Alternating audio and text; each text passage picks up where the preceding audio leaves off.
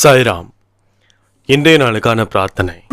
அதாவது இந்த பிரார்த்தனைன்ற இந்த பதிவு ரொம்ப நாளாகவே நம்மளோட சேனலில் வரல. அதுக்கான நிறைய விதமான காரணங்கள் இருக்குது. அந்த காரணத்தில் ஒரு பெரிய காரணம் என்னன்னா, யூடியூப்பில் நிறைய விதமான பிரச்சனைகள். ஃபைனலாக எல்லாமே பேசி முடித்து ஒரு வழியாக எல்லாமே ஓகே பண்ணியாச்சு. இதுக்கப்புறம் பிரார்த்தனைன்ற இந்த பதிவு நாளுக்கு நாள் வரும். நாளுக்கு நாள் நம்மளுடைய ஒவ்வொருத்தங்களுடைய பிரார்த்தனையும் வலுப்பெற்று ஒவ்வொரு நாளும் இதற்கான அதிசயத்தை நம்ம காதால் கேட்க தான் போகிறோம். அந்த மாதிரி நம்மளை சுற்றி இருக்கக்கூடிய ஒவ்வொருத்தங்களுக்காகவும் ஏதாவது ஒரு விஷயம் பண்ணணுன்றதுக்காக இந்த பிரார்த்தனைன்ற இந்த பதிவை தொடங்கி வெற்றிகரமாக போயிட்டு இருந்தது. நடுவில் சில விஷயங்களால் இந்த நாட்கள் விட்டு போயிருந்தாலும் மீண்டும் அதே பலத்துடன், அதே சக்தியுடன், அதே விசுவாசத்துடன், அதே நம்பிக்கையுடன் நாம் இன்றைய நாளில் இருந்து இந்த பிரார்த்தனையை தொடங்கலாம். கண்டிப்பாக இந்த ஒரு பிரார்த்தனைன்றது எல்லாருக்கும் வெற்றிகரமானதாக இருக்கும்னு சொல்லி ஒரு பெரிய ஒரு நம்பிக்கையோட இந்த பிரார்த்தனைன்ற இந்த பதிவை ஆரம்பிக்கலாம். உங்களை சுற்றி இருக்கக்கூடிய எல்லார் விதமான பிரச்சனைகளையும் இந்த பதிவில் நீங்கள் வைங்க. நிச்சயமாக அவங்க எல்லாருக்காகவுமே நம்ம ஒரு பிரார்த்தனையை வச்சு அந்த பிரார்த்தனையின் மூலமாக அவங்க பலனடைகிற அளவுக்கு நம்ம எல்லாரும் சேர்ந்து இந்த பிரார்த்தனைன்ற ஒரு பதிவை நம்ம பண்ண நாளுக்கு நாள் நம்மளை சுற்றி இருக்கக்கூடிய எல்லாருக்கும் எல்லா விஷயமும் நல்லதாக நடக்கணும்னு சொல்லி சாயப்பா கிட்ட ஒரு பெரிய வேண்டுதலாக வச்சு இன்னைக்கான பிரார்த்தனை என்னன்றதை பார்க்கலாம். முதலாவதாக காமாட்சி. இவங்களுக்கு இப்போ ரீசெண்டாக கல்யாணம் ஆச்சு. ஒரு 4 வருஷம் ஆச்சு கல்யாணம் ஆகி.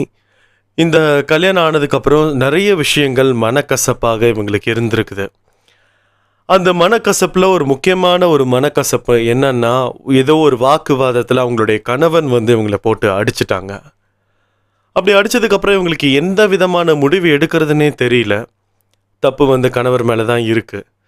அப்படி இருந்தாலும் குடும்பத்துக்காகவும் குழந்தைங்களுக்காகவும் நம்ம இந்த குடும்பத்தில் எந்த விதமான சூழ்நிலைகள் வந்தாலும் அதை எல்லாத்தையுமே ஏற்றுக்கிட்டு தாங்கி நிற்கக்கூடிய ஒரு அளவில் நம்ம இங்கே நின்றுட்டுருக்கோம். அதனால் என்ன பண்ணுறதுன்னு தெரியல. நாளுக்கு நாள் இதற்கான சித்திரவதைகள் அதிகரிச்சுக்கிட்டே போகுதுன்னு சொல்லியிருக்கிறாங்க. இவங்களுக்காக ஒரு பெரிய வேண்டுதலை வச்சுக்கலாம். நிச்சயமாக இவங்களுக்கு இருக்கக்கூடிய எல்லா மனக்கசப்புகளும் மறைஞ்சு ஒரு நிம்மதியான ஒரு சந்தோஷமான ஒரு வாழ்க்கையை வாழணும். எவ்வளோ பெரிய சோகங்கள் நடந்தாலும் அந்த சோகத்தை தாண்டி போகக்கூடிய ஒரு மன பலத்தை சாயப்பா இவங்களுக்கு கொடுக்கணும். எந்த மாதிரியான முடிவெடுக்கிறதுன்னு தெரியாமல் ரொம்ப கன்ஃபியூஷன்ஸில் இருக்கும்போது சாயப்பா ஏதாவது ஒரு மூலமாக இவங்களுக்கு தேவைப்படுற ஒரு பதிலை சாயப்பா கொடுக்கணும்னு சொல்லி நம்ம ஒரு பெரிய வேண்டுதலை வச்சுக்கலாம். அடுத்ததாக சுரேஷ் ராகவன். ரீசெண்டாக இவங்களுக்கு ஒரு ஆக்சிடெண்ட் ஆகிருக்கு. அந்த ஆக்சிடெண்ட்டில் கால் கொஞ்சம் ப்ராப்ளமாக இருக்குது. இதில் என்னென்னா ஃப்ராக்சர்னு சொல்லியிருக்கிறாங்க. ஆனால் சில டைம் மாவுக்கட்டை போட்டாலே சரியாயிடும். ஒரு வேளை சரியாகலைன்னா ஆப்ரேஷன் பண்ணணும்னு சொல்லியிருக்கிறாங்க. நிச்சயமாக இவங்களுக்கு ஆப்ரேஷன்லாம் பண்ணாத அளவுக்கு அந்த மாவு கட்டலையே சரி பண்ணி கொடுக்கணும்னு சொல்லி நம்ம சாயப்பக்கிட்ட வேண்டிக்கலாம். இவங்க இந்த குடும்பத்தை தாங்கி நிற்கக்கூடிய ஒரு ஆணி வேர்.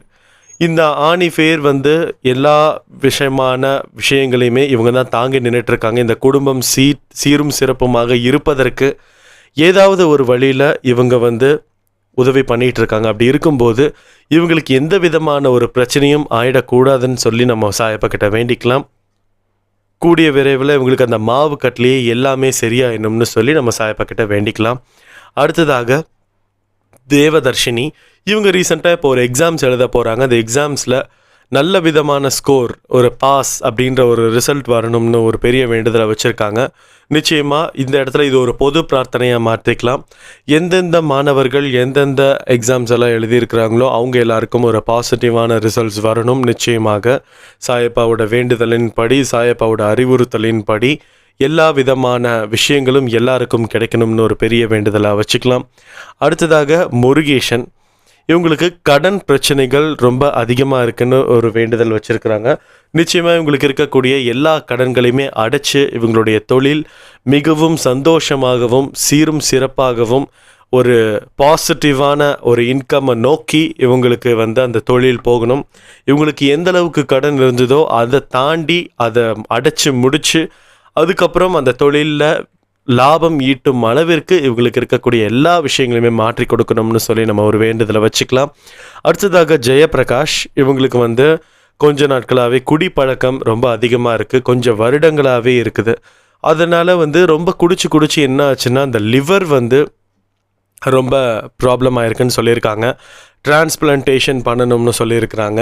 அது மட்டும் இல்லாமல் உடம்புல சோடியம் லெவல் கம்மியாயிட்டே வருதுன்னு சொல்லிட்டு இருக்கிறாங்க. நிச்சயமாக இவங்களுக்கு உடம்புல இருக்கக்கூடிய எல்லா விதமான உபாதைகளையும் நீக்கி ஒரு சந்தோஷமான, ஒரு நிம்மதியான, ஒரு ஆரவாரம் இல்லாத, ஒரு மன அமைதி பெற்ற ஒரு வாழ்க்கையை உங்களுக்கு கொடுக்கணும். நிச்சயமாக அந்த குடிப்பழக்கத்திலிருந்து மாறக்கூடிய ஒரு மனநிலைய சாயப்பா உங்களுக்கு கொடுக்கணும்னு சொல்லி நம்ம சாயப்பா கிட்ட வேண்டிக்கலாம். எந்த விதமான கஷ்டங்களாக இருந்தாலும், எந்த விதமான துக்கம் துயரம் இருந்தாலும் அந்த இதையெல்லாம் காரணமாக வச்சு அந்த குடிப்பழக்கத்துக்குள்ளே மீண்டும் செல்லாமல் இவங்களுடைய உடல் நாளுக்கு நாள் பலனடைஞ்சு கொண்டே இருக்கணும்னு சொல்லி நம்ம சாயப்பா கிட்ட வேண்டிக்கலாம். எல்லா விதமான உறுப்புகளும் நிச்சயமாக எல்லா விதமான ஒரு உபாதைகளில் இருந்தும் வெளியில் வந்து அந்த உறுப்புகள் எல்லாம் ரொம்பவும் நன்றாக வேலை செய்யணும்னு சொல்லி நம்ம சாயப்பா கிட்ட ஒரு பெரிய வேண்டுதலாக வச்சுக்கலாம். இவங்க இப்போதைக்கு இங்கே எல்லாம் அவுட் ஆஃப் த கண்ட்ரி, வேறு கண்ட்ரியில் இருக்கிறாங்க. இவங்களுடைய சொந்தக்காரங்கள்லாம் இந்தியாவில் இருக்கிறாங்க. ஏதாவது ஒரு பிரச்சனைனா கூட இம்மீடியட்டாக போக முடியாது. இதை எல்லாத்தையும் மனசில் நம்ம வச்சுக்கிட்டு இதை ஒரு பெரிய வேண்டுதலாக வச்சுக்கலாம். இப்படி நம்ம ஸ்ட்ரைட்டாக பொது பிரார்த்தனைக்கு போயிடலாம். இன்றைய நாளில் யாரெல்லாம் பர்த்டே செலிப்ரேட் பண்ணுறீங்களோ, வெட்டிங் டே செலிப்ரேட் பண்ணுறீங்களோ, அவங்க எல்லாத்துக்கும் ஒரு பெரிய விஷயம். நிச்சயமாக உங்களுக்கு தேவைப்படுற எல்லா விஷயத்தையும் சாயப்பா நியாயமான வழியில் நிறைவேற்றி கொடுக்கணும். இன்றைய நாளில் நிறைய குழந்தைகள் பிறந்திருக்கும். நிறைய அம்மாமார்கள் ப்ரெக்னென்சி வார்டில் வெயிட் பண்ணிகிட்டு இருப்பாங்க குழந்தை பிறக்கிறதுக்காக. அத்தனை அம்மாமார்களுக்கும் எந்த விதமான கிரிட்டிக்கல் சுச்சுவேஷன்ஸும் இல்லாமல் அந்த குழந்தைய வந்து வெளில பிறந்து வரணும். ஆல்ரெடி பிறந்த குழந்தையும் பிறக்க போகிற குழந்தையும் ஒரு நல்ல ஆரோக்கியமான ஒரு குழந்தையாக இருக்கணும். இந்த குழந்தைகளால் எந்த விதமான சமூக சீர்கேடுகளும் நடக்காமல் எல்லாரும் எதிர்காலத்தில் ரொம்ப சிறப்பாக விளங்கும்படியான ஒரு விதியை இவங்களுக்கு சாயப்பா எழுதணும்னு சொல்லி நம்ம சாயப்பா கிட்ட வேண்டிக்கலாம். நிறைய பேர் கடன் பிரச்சனைகளால் பாதிக்கப்பட்டிருப்பாங்க. நிறைய பேர் உடல் பிரச்சனையால் பாதிக்கப்பட்டிருப்பாங்க. எந்தெந்த பிரச்சனையில் யாரெல்லாம் பாதிக்கப்பட்டிருக்காங்களோ அவங்களுக்கு எல்லாத்துக்குமே ஒரு பெரிய விடுதலையை சாயப்பா இன்றைக்கி கொடுக்கணும். இன்றைக்கி வாழ்க்கை மாறக்கூடிய ஒரு நாளாக இவங்க எல்லாருக்குமே இருக்கணும்னு சொல்லி நம்ம சாயப்பா கிட்ட வேண்டிக்கலாம். இந்த பதிவை கேட்டுட்ருக்கக்கூடிய ஒவ்வொருத்தங்களுடைய மன பிரார்த்தனைகளையுமே நிறைவேற்றி கொடுக்கணும். மற்றும் அன்பே சாய் குடும்பத்தில் இருக்கக்கூடிய ஒவ்வொருத்தருக்கும் ஒவ்வொரு விஷயமும் கிடைக்க ஆகணும்னு சொல்லி நான் சாயப்பா கிட்ட வேண்டிக்கிறேன். இந்த பதிவை கேட்டுட்ருக்கக்கூடிய ஒவ்வொருத்தங்களும் உங்களை சுற்றி இருக்கக்கூடிய எல்லாருக்கும் பகிர்ந்து அவங்களுக்கு இருக்கக்கூடிய ஒவ்வொரு பிரச்சனைகளையும் பிரார்த்தனையாக வச்சு நம்ம நாளுக்கு நாள் இந்த பிரார்த்தனையை மெருகேற்றி கொண்டே செல்வோம் என்று சொல்லி இந்த ஆடியோவை நான் முடிக்கிறேன். ஜெய் சாய்ராம்.